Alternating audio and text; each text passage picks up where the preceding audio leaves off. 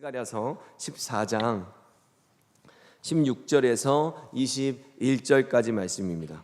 구약성경 1325쪽쯤에 있는 말씀입니다. 스가랴서 14장 16절에서 21절까지 말씀, 스가랴서의 마지막 말씀 함께 보도록 하겠습니다. 16절에서 21절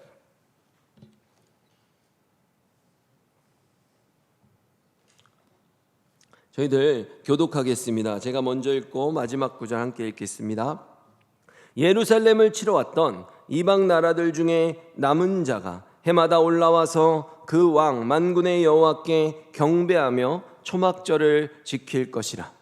땅에 있는 족속들 중에 그 왕 만군의 여호와께 경배하러 예루살렘에 올라오지 아니하는 자들에게는 비를 내리지 아니하실 것인즉, 만일 애굽 족속이 올라오지 아니할 때에는 비 내림이 있지 아니하리니 여호와께서 초막절을 지키러 올라오지 아니하는 이방 나라들의 사람을 치시는 재앙을 그에게 내리실 것이라.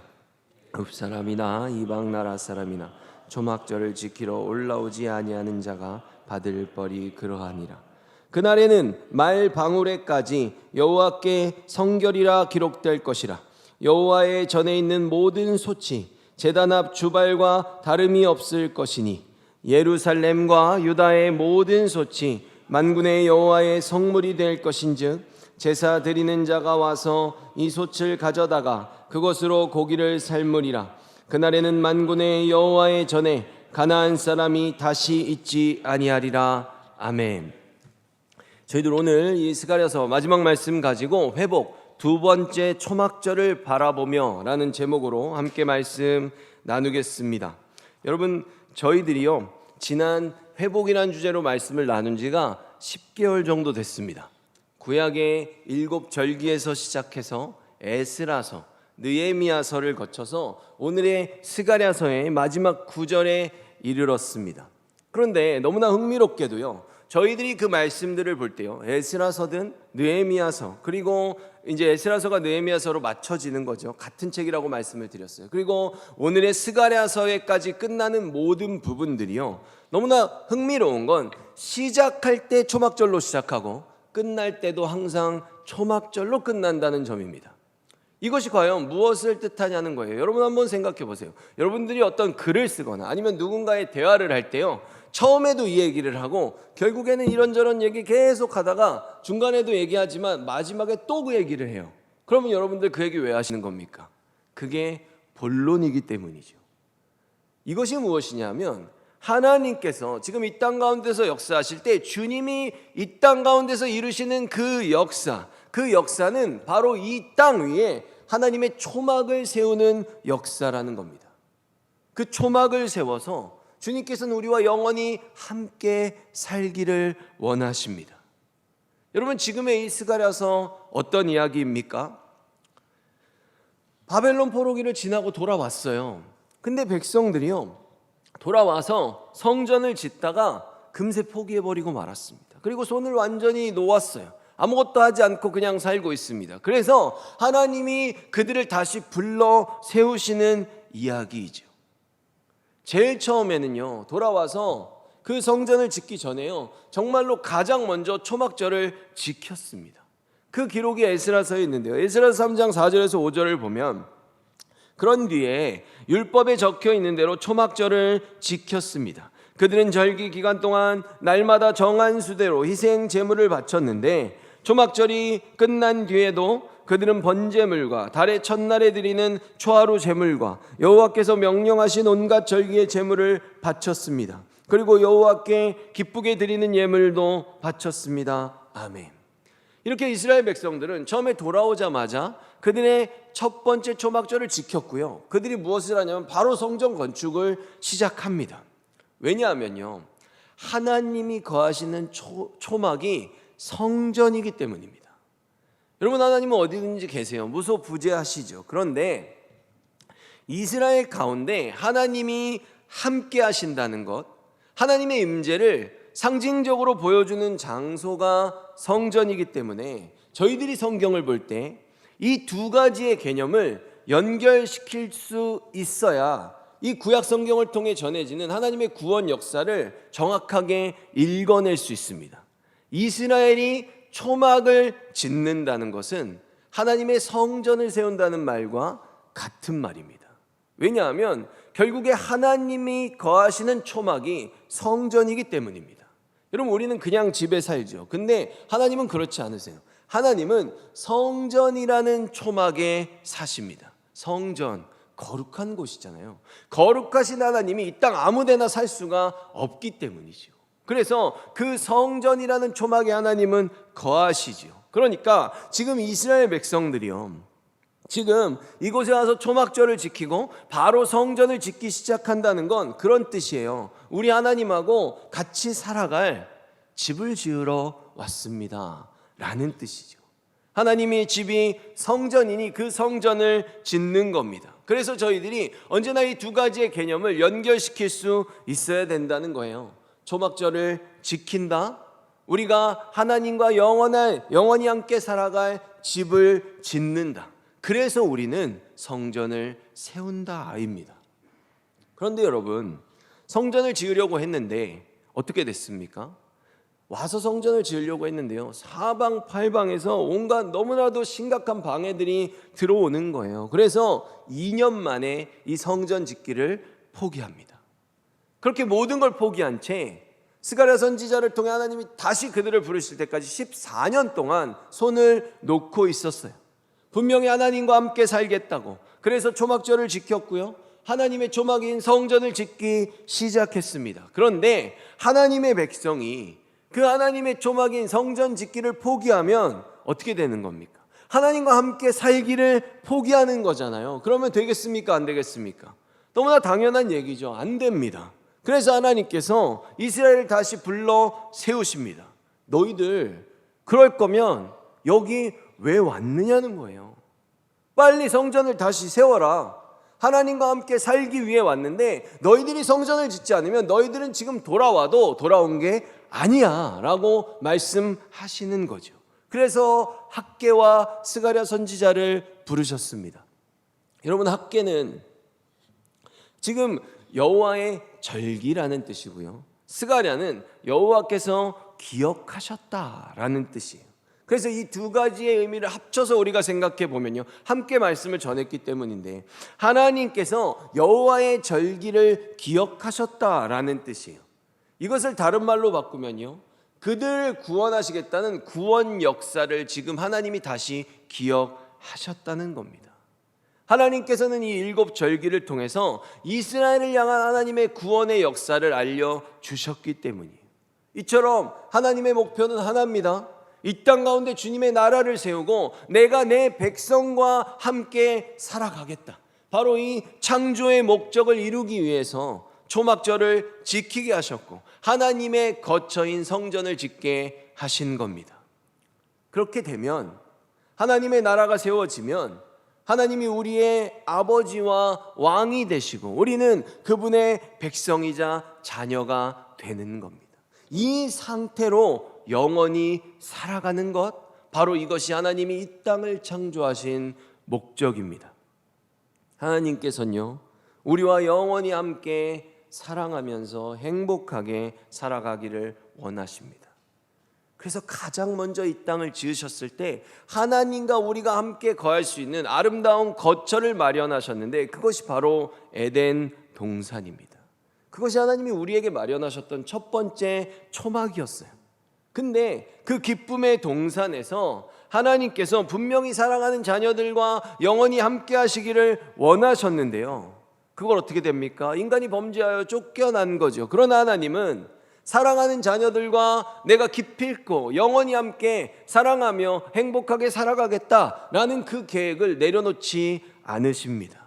그래서 다시 살기 위해, 다시 내 자녀를 부르기 위해 그 죄를 지우는 구원의 역사를 행하시는 거죠. 저희들이 성경을 볼 때 이걸 볼 수 있어야 됩니다. 무엇입니까? 하나님은 우리하고 함께 살기를 원하시는구나.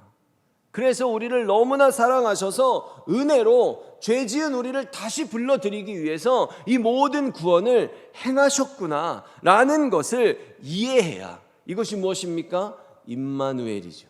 하나님이 우리와 함께하기를 원하신다는 이 임마누엘의 관점을 가지고 우리가 성경을 봐야 하나님의 모든 구원 역사가 쉽게 이해될 수 있다는 겁니다. 여러분, 하나님께서 우리와 함께 거하신다 라는 이 표현에는요, 두 가지가 있습니다. 똑같은 말, 똑같은 단어를 쓰는데 성경에서는 이것이 두 가지로 나타나고 두 가지로 번역됩니다. 그리고 다른 사건으로 드러나요. 그것이 무엇인지 보겠습니다. 첫 번째, 이 표현은 초막을 친다라는 표현인데요, 창세기 33장 18절에서 20절을 보면요, 야곱이 밧단 아람에서부터 평안히 가나안 땅 세겐 성읍에 이르러 그 성읍 앞에 장막을 치고 그가 장막을 친 밭을 세겜의 아버지 하몰의 아들들의 손에서 베크시타에 샀으며 거기에 제단을 쌓고 그 이름을 에렐로의 이스라엘이라 불렀더라. 아멘. 여러분, 야곱이 하나님의 부르심을 받았어요. 삼촌 라반의 집에 가서 살았죠. 근데 하나님이 다시 부르셨어요. 돌아오라고, 베델로 돌아오라고. 그래서 야곱이 돌아옵니다.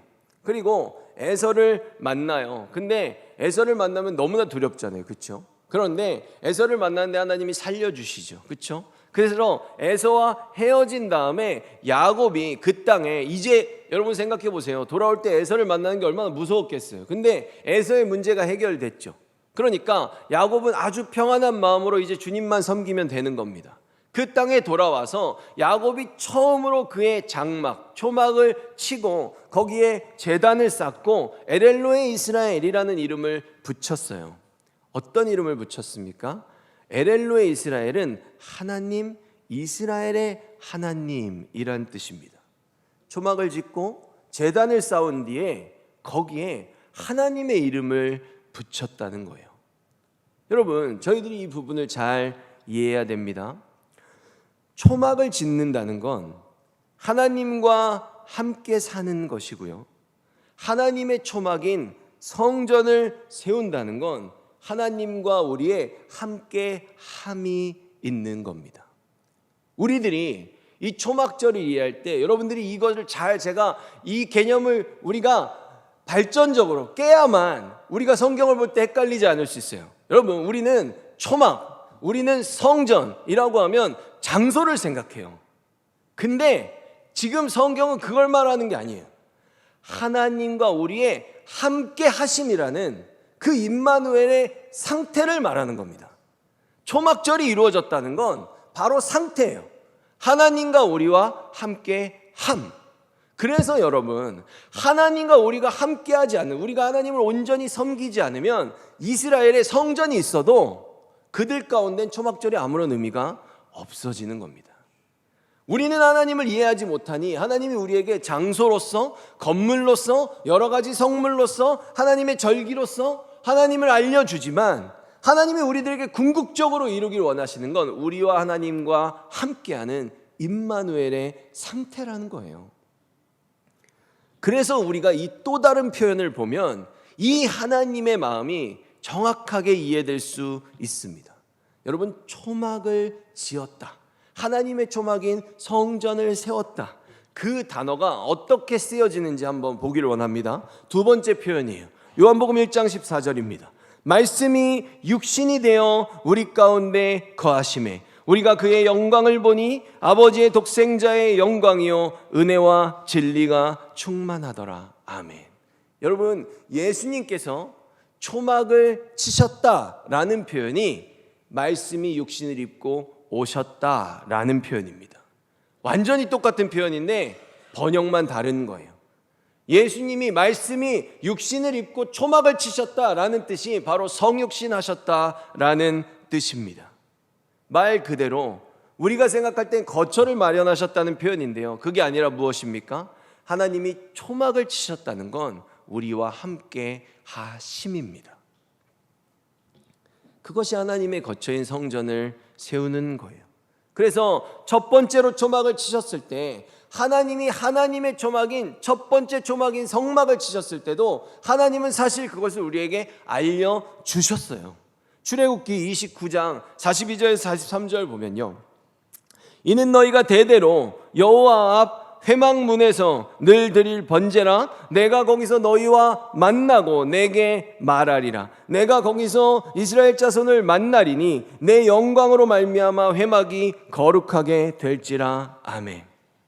여러분, 이것이 성막에 대한 내용이에요. 하나님이 이스라엘 가운데 하나님의 초막을 친 겁니다. 근데 여기서 하나님이 말하는 건 장소의 개념이 아니에요. 하나님은 무슨 얘기를 하고 계세요? 나 내일부터 너하고 같이 살 거야.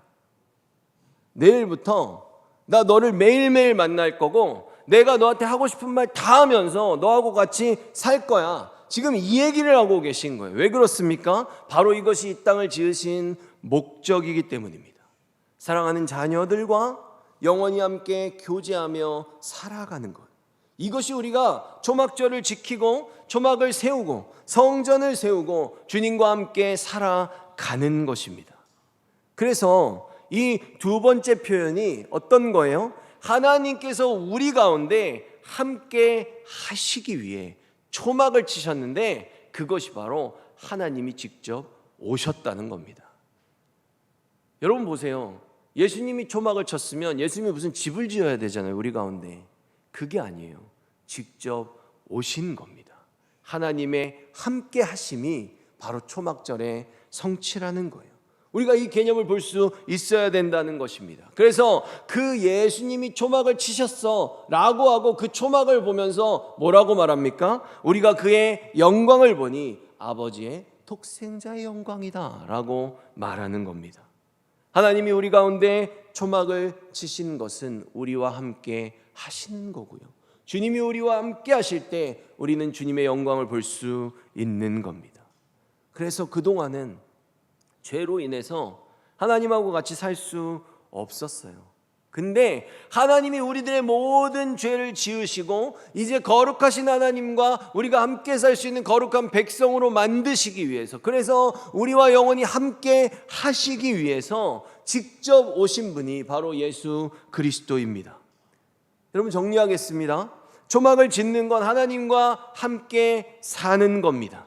그래서 우리는 하나님의 초막인 성전을 짓는데요, 예수님께서는 성전을 짓는다고 말하지 않고 성전인 내가 너희들에게 왔다고 말씀하셨습니다.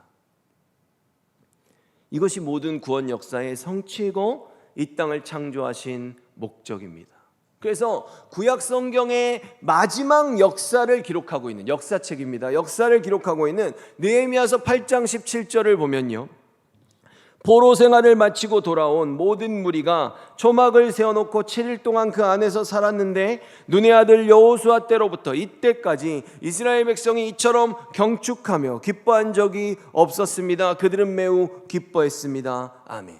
마지막 구약의 역사를 기록한 것이 초막절로 끝났는데요, 여호수아, 바로 가나안 땅에 들어온 거잖아요. 이 가나안 땅에 들어온 목적도요, 결국 하나님과 함께함이라는 그 목적이었다고, 그것이 지금 성취되어서 이 땅에 들어온 이후로 역대급으로 가장 기쁘다고 지금 성경이 기록하고 있는 겁니다. 이것이 구약 성경의 마지막 역사 기록이에요. 이 다음 역사 기록이 바로 400년 후에 나타나는 예수님의 탄생 기록입니다. 초막절로 시작해서 초막절로 끝나는 이 모든 포로기의 역사가 여기서 맞춰집니다. 그런데요, 여러분, 이 구약 역사를 실제 역사로는 느헤미야서에서 맞춰졌거든요. 근데 이 역사의 맞춰짐의 장면 가운데 같이 서 있던 스가랴도 느헤미야처럼 초막절로 이 스가랴의, 이 선지자의 하나님의 말씀을 대언하는 역사를 초막절로 마친다는 거예요. 그것이 오늘의 본문인데요, 일부를 제가 읽어보겠습니다. 14장 8절에서부터 19절에서 제가 중간중간 읽겠습니다. 그날이 오면 예루살렘에서 생수가 흘러넘쳐 절반은 동쪽 사해로 흘러들어가고 절반은 서쪽 지중해로 흘러들어갈 것이다. 여름에도 겨울에도 그렇게 흐를 것이다. 여호와께서 온 세계의 왕이 되실 것이다. 그날에는 오직 여호와만이 주가 되실 것이며 여호와의 이름만이 홀로 빛날 것이다. 백성이 거기에 살 것이며 다시는 그 성이 멸망하지 않을 것이다. 예루살렘은 안전할 것이다. 예루살렘을 치러 왔던 이방 나라들 중에 남은 자가 해마다 올라와서 그 왕 만군의 여호와께 경배하며 초막절을 지킬 것이라. 이집트를 비롯해서 초막절을 지키지 않는 나라마다 이런 심판을 받을 것이다. 아멘. 이처럼 구약 성경의 마지막 역사를 기록한 느헤미야서와 같이 하나님께서 선지자를 통해 주신 마지막 말씀도 초막절입니다. 근데 느헤미야서에서 마지막으로 지킨 구약의 그 7일 동안 지켰다는 초막절과 스가랴서가 지금 이 14장 본문에서 말하고 있는 마지막 말씀인 초막절은 다릅니다. 스가랴서의 초막절은 실제로 지켜지는 초막절을 말한 게 아니에요. 뭐가 다르냐면 느헤미야는 초막절을 지켰죠. 근데 지금 스가랴가 말하는 초막절은 마지막 초막절입니다. 하나님께서 이 세상의 모든 역사를 끝내고 우리들을 구원하시는 그 마지막 날, 우리의 그 영원한 처소인 새하늘과 새 땅에서 맞이할 초막절입니다. 지금 느헤미야서는요, 어떤 역사를 마쳤습니까? 성전 다 지었고 성벽 다 지었어요. 그 다음에 이 하나님의 땅에서 초막절을 지키며 우리가 하나님과 영원히 산다라고 말하는 거죠. 그러나 이스라엘의 역사는 그 역사로 끝나는 게 아닙니다. 어떤 거예요? 하나님의 역사, 이스라엘의 역사는요, 영원한 구원의 역사입니다.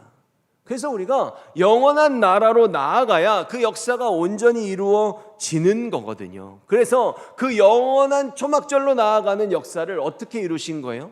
첫 번째 초막절의 역사가 바로 예수 그리스도의 성육신입니다.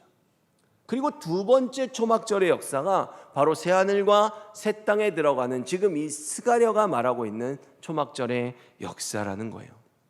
우리는 그 두 번째 초막절을 바라보며 소망하며 살아가고 있는 영적 이스라엘입니다.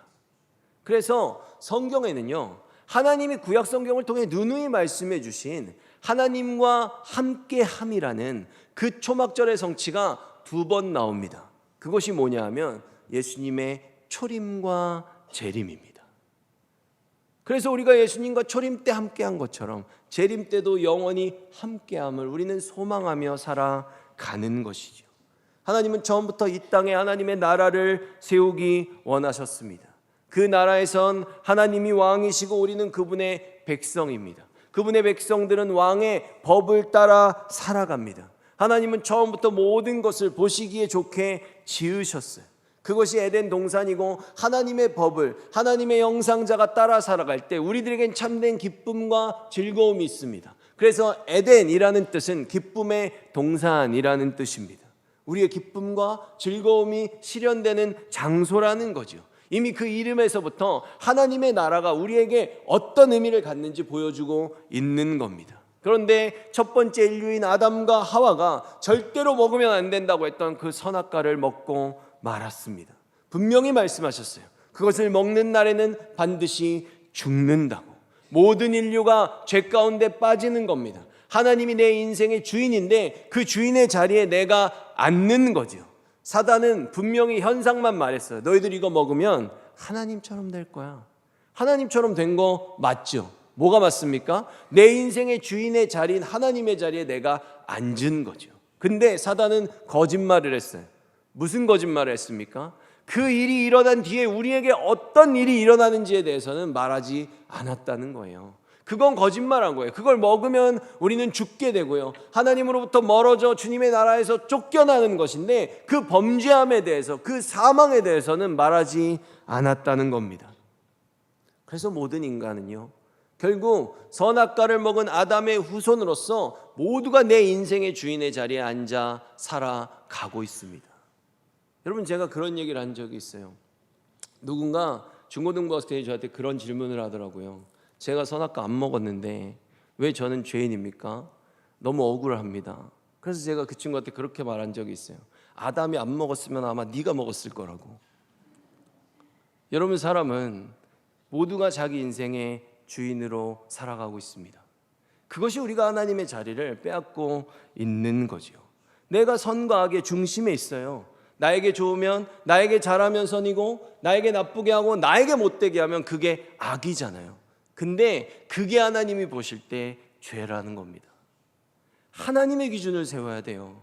내가 아무리 싫고 때로는 나에게 너무 힘들고 그것이 나에게 고난이라 할지라도 하나님이 그것을 선이라고 하며 그걸 선으로 여기고 행하는 것이 하나님이 보실 때 보시기에 좋은 모습이라는 것입니다. 그것이 하나님의 백성이 살아가는 이유이고요. 우리가 해야 되는 모든 생각과 나의 어떤 선입견들, 나의 감정까지도 뛰어넘어서 우리가 살아가야 되는 하늘 백성의 사명인 것입니다.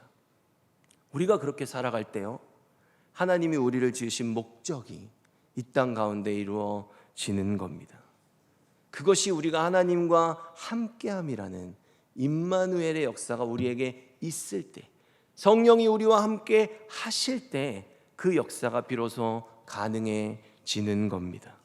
이것이 예수님을 통해 이루어진 구원의 역사이고요. 이것이 첫 번째 초막절의 성취입니다. 하나님은 구약시대예요. 이걸 알려주신 거예요. 유월절에 예수님이 오셔서 십자가에서 죄를 사하시고요, 초실절에는 예수님께서 첫 열매를 거두는 것처럼 모든 잠자는 자들의 첫 열매가 돼서 부활하셨습니다.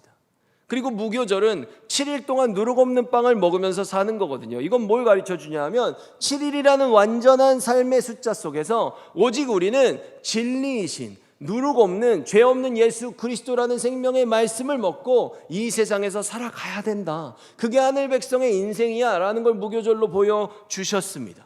오순절에는 성령께서 오셨어요. 예수님은요, 육체를 갖고 오셨잖아요. 우리하고 계속 같이 있을 수 없어요. 그러나 예수님이 성취하신 임마누엘이라는 함께하심이라는 초막절이 두 번째 초막절이 우리에게 올 때까지 계속 지속될 수 있도록, 계속해서 기쁨 가운데 즐거운 가운데 하나님의 백성으로 살아갈 수 있도록 초막절의 첫 번째 예수님의 오심이라는 첫 번째 초막절의 성취가 우리에게 계속 이루어질 수 있게 성령을 보내주신 겁니다. 그래서 6월절에서부터 오순절까지 가면 이것이 첫 번째 초막절인 거예요. 두 번째 초막절이 언제 이루어지는 겁니까? 나팔절에서부터 이루어지는 겁니다. 그때 마지막 날이 이루어지기 때문이에요. 나팔절에 예수님이 재림하시고 대속죄일에 심판이 있고 그 마지막 진짜 초막절이라는 절기 때 우리는 하나님과 영원히 함께 하는 겁니다. 그래서 우리는요, 마지막 두 번째 초막절에 함께 하심 예수님의 재림의 때가 되면 그때부터는 더 이상 고통스러워하지 않고 걱정하지 않고 아파하지 않고 슬퍼하거나 눈물을 흘리지 않고 기쁨 가운데 영원히 살아갈 것입니다. 그것은 우리들에게요, 가장 처음 주셨던 초막인 에덴 동산보다 훨씬 좋은 곳입니다. 왜 그렇습니까, 여러분? 에덴 동산엔 뱀이 있었어요. 그러나 주님이 우리들에게 주시는 새 에덴과 영원한 두 번째 초막절의 새 예루살렘과 새 땅에는 그 어떤 죄의 유혹도 죄의 요소도 존재하지 않는 것입니다. 우리는 가장 좋은 그 나라를 향해 지금 가고 있습니다. 우리는 이것을 위해 아무것도 한 게 없고요, 주님께서 우리에게 다 이루셨고 다 공짜로 주셔서 우리는 이것을 은혜라고 말합니다. 이것이 초막절의 정신이에요.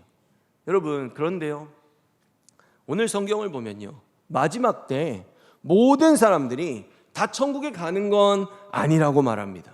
그래서 14장 19절을 보잖아요. 이집트를 비롯해서 초막절을 지키지 않는 나라마다 이런 심판을 받을 것이다. 아멘. 여러분 보세요. 이제부터 우리는 이걸 보면서 알 수 있습니다. 초막절을 지키는 어떤 행사나 절기나 나의 행위가 지금 그것을 얘기하는 게 아니라요, 초막절의 의미가 뭐라 그랬습니까? 예수 그리스도를 나의 구주로 믿고 주님의 영이신 성령과 내가 함께하는 그 임마누엘의 상태가 나에게 이루어져 있는가, 내가 그리스도를 믿고 주님의 말씀을 따라 성령과 함께 살아가는가, 그것이 그 삶의 전제돼야 너희들이 마지막 초막절로 들어갈 수 있어 라고 지금 이 성경이 말하고 있는 겁니다. 첫 번째 초막절을 경험하지 않은 자, 예수님을 믿지 않는 자, 성령과 함께하지 않는 자, 임마누엘의 삶이 없는 자, 그들이 심판의 대상이 되는 겁니다. 그럼 여러분, 예전에 이스라엘이요, 마지막 초막절을 구약 역사에서 지킬 때 그들이 과연 이 초막절을 어떻게 지켰는지 한번 보겠습니다. 느헤미야서 8장 18절 보면요, 에스라는 첫날부터 끝날까지 날마다 하나님의 율법책을 낭독하고 무리가 이레 동안 절기를 지키고 여덟째 날에 규례를 따라 성회를 열었느니라. 아멘. 어떻다는 거예요? 그 초막절에 했던 중요한 일들도 많은데요, 지금 이 마지막 초막절을 기록할 때는 이것을 굉장히 중점적으로 기록하고 있습니다. 날마다 율법책을 낭독했다.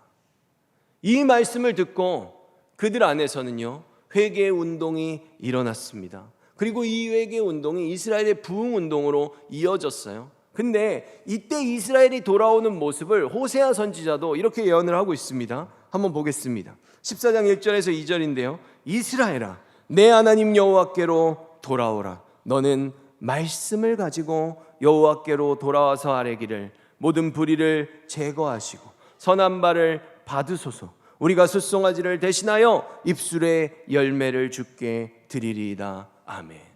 여러분, 우리 스가랴서의 처음 말씀 어떻게 시작했습니까? 이미 돌아왔어요. 돌아왔는데 하나님이 그 돌아온 사람들을 불러가지고 이미 2년 동안 성전 짓다 포기했고 14년 살아서 16년이나 살았던 이스라엘 백성들에게 내 백성아 돌아와라. 너희들 언제 돌아올래? 라고 말씀하면서 우리 스가랴서 시작했습니다. 근데 지금 이 호세아서에서 백성들이 어떻게 돌아온다고 말하고 있습니까? 여호와 하나님의 말씀을 가지고 돌아왔다라고 말하고 있습니다. 여러분, 여기에 바로 회복의 열쇠가 있습니다. 말씀은 우리의 죄를 고칩니다. 그 말씀은 우리들에게 올바른 삶의 방향을 제시합니다. 그래서 그 말씀이 우리의 삶의 거울이 되고 그 말씀이 우리들의 삶의 나침반이 됩니다. 여러분, 저희들 부디어 첫 번째 초막절을 지나 우리가 성령과 함께하며 성령께서 우리를 인도하시고 말씀을 깨닫게 하시고 우리를 도와주실 때, 힘과 능력을 공급하실 때 우리는 진리의 말씀을 갖고 영원한 나라에서 맞이할 두 번째 초막절을 향해서 담대히 나아가기를 소망합니다. 그런 대림교회가 되기를 예수 그리스도의 이름으로 축원합니다. 기도하겠습니다. 사랑과 은혜가 충만하신 하나님 아버지, 지금 저희들은 무엇을 가지고 주님께 돌아옵니까? 지금 우리들은 무엇을 가지고 영원한 나라를 바라보며 두 번째 초막절을 향해 나아가고 있습니까? 우리들의 손에는 무엇이 들려 있습니까? 아니, 우리들의 마음과 생각 속엔 어떤 기도의 제목들이 들려 있습니까? 주님께서는 분명히 우리들에게 그 두 번째 초막절을 바라보며 먼저 그의 나라와 그의 의를 구하라고 하셨고, 우리가 행여나 손에 수도 없이 들고 있는 너무나도 많은 인생의 기도 제목들은 이방인들이 구하는 것이니 내가 너에게 가장 중요한 것을 따라 살아가면, 그것을 구하면 필요한 모든 것을 더하겠다고 약속하셨습니다. 주님, 저희들은 지금 주님의 은혜로 첫 번째 초막절이 성취된 성령과 함께하는 임마누엘의 삶을 이미 이 땅에서부터 살아가고 있습니다. 이 어느 날 주님을 만났을 때 정말 부끄럽지 않기를 원합니다. 이 세상에서 내가 많이 드러나고 사람들이 봤을 때 내가 자랑할 조건들을 많이 가져서가 아니라 우리가 주님을 만났을 때 주님에게 내가 그래도 다른 건 몰라도 주님만 사랑했다는 그 고백이 우리들의 입술의 열매가 되고 입술의 고백이 되는, 그래서 첫 번째 초막절이 풍성하게 성취되어 마지막 두 번째 초막절에 우리들이 가장 최고의 기쁨을 누리며 영원한 새 에덴에서 살아가는 우리네 인생들이 될 수 있도록, 그런 대림교회가 될 수 있도록 주님 도와 주시옵소서. 예수 그리스도의 이름으로 기도드립니다. 아멘.